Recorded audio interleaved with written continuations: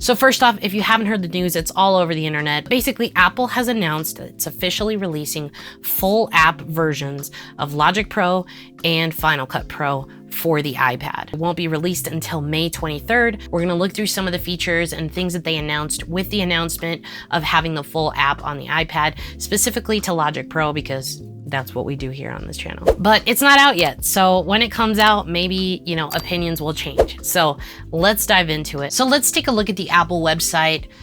Looks like Logic Pro for the iPad, the ultimate music studio at your fingertips. Obviously, this looks amazing. It's Apple. Make beats, play instruments, record, edit, and mix all on iPad. Now, I haven't looked at the rest of these features yet, but I'm really curious about how it's going to work with third-party plugins, but I won't get ahead of myself. So let's see, complete pro music studio in your hands. So to me, that right off the bat, to me, that means that there is going to be some way to use third-party plugins and VSTs while you're using the iPad version of Logic Pro. Lots of questions there. Storage, have the developers made these mobile versions?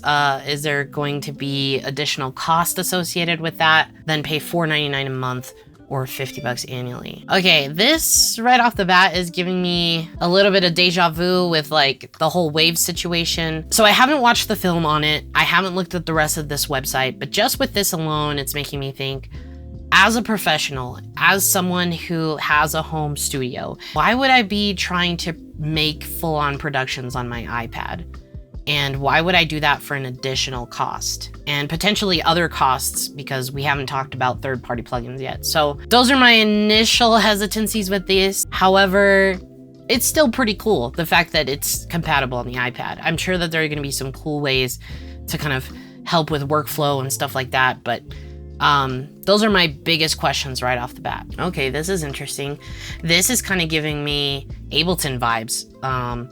Where it's kind of giving you a snippet of your different plugins, so it's easier rather than, you know, on a smaller screen like an iPad having to go into every single plugin. So that's kind of cool. Double tap to access full controls. This is pretty cool. Obviously, this is to be expected. If you're going to be making something for a mobile device, it better be intuitive for the mobile device. This makes a lot of sense. This is really cool. This gets a lot more powerful with the Apple Pencil and the use of a keyboard for shortcuts. That's going to be a big one for me. Honestly, I use shortcuts for everything in Logic. So that would be something that I would really miss. But I guess I'm also not of the type to carry my iPad. I just think it's counterintuitive. The whole reason why you have an iPad is because you don't want to carry a laptop. So why would you have a full-on keyboard attached to it? I think the pencil, though, could be a really important tool in using this app on mobile. Fresh sounds, does that mean they're gonna have a whole new library of sounds? Looks like yes. Again, this poses the question of like storage. Does that mean now we're gonna need like terabyte iPads? Or, you know, can I plug in an SSD? As far as storage, is it gonna be able to just like search through my drive? Or am I gonna have to import everything into Logic? Like, what does that experience look like? But I mean, if you're picking up Logic for the first time, this is a more affordable way to start with Logic, use stock instruments, stock sounds, and do it at an affordable price. The barrier of entry is gonna be a lot lower for people who have never used Logic before. Predictive filtering system that makes it easier to discover that perfect sound. So it sounds like they're doing some sort of AI stuff here to help, you know, based off of the project you already have, something that might fit. I don't know how I feel about that. Play on with okay, here's the meat. Let's see. Shape the sonic character of your tone of music with hundreds of powerful instruments and effects. Sample alchemy. Okay, so that's pretty cool. So this is where you can like sample and make recordings, you know, rather than using your phone to get samples and record things on the fly, you can record directly onto your iPad into the session, I assume. Okay, so it's compatible, so you can work on a session on your iPad and then pick it up on your Mac. That's cool, and that's to be expected. Download apps from top developers like Eventide, FabFilter, and Moog Music on the App Store. Okay, I'm assuming if you already have licenses for these plugins, you don't have to pay an addition. mobile version to be compatible, but the fact that it's in the App Store makes me feel like there's probably going to be cost involved with that.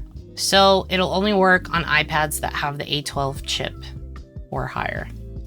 And the cost is associated regardless of whether you already have Logic. So in summary, I think this is really cool for people who are picking up Logic for the first time, who already have an iPad that's compatible and want an inexpensive way of accessing Logic on a mobile device.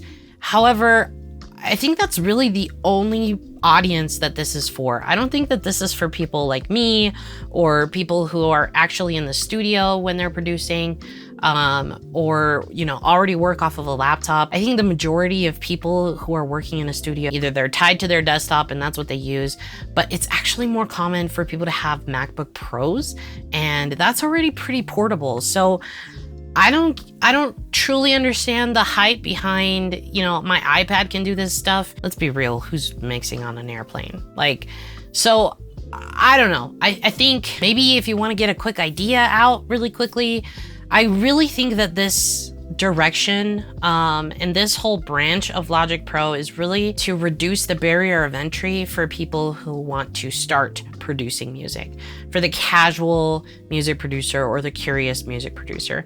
I don't think this is for me personally. I don't see myself using it, at least from what the information that I have right now. It just doesn't make sense for me. I have a laptop, so if I need to take my studio with me, I'm used to taking my laptop, and I have all of my VSTs, all of my third-party plugins, everything is accessible at my fingertips already. So I don't really see the benefit of loading that all onto my mobile iPad, having to like dangle a hard drive with it. So I have some questions. Storage, third-party plugins, what's the cost associated with that? That being said, I think there's some cool use cases for this, but I think it's far more valuable for someone who isn't already using Logic. It doesn't come out until May 23rd, so when it comes out, I'm gonna give it a shot, and you know, maybe I'll do a follow-up and let you know what I actually think by actually using it on my iPad. But yeah, those are my initial thoughts. I don't know, it might be one of those just like nice to have once in a while, but never really going to be the core way that I use Logic Pro. I don't know, curious to know what you guys are thinking. Let's have a conversation. I'm excited. Regardless of my hesitancy with some of this stuff, I still think it's a super cool thing, and I think a lot of things are moving in this direction anyway. So it's just kind of really interesting and exciting to see a full app like this on the iPad. Let me know what you guys think about it. I've got a lot of videos in the pipeline, so make sure you're subscribed. Make sure you've got notifications on so you don't miss future videos. And as always, if you ever have any questions or want to see more content, check me out on Instagram or TikTok. Keep making beats.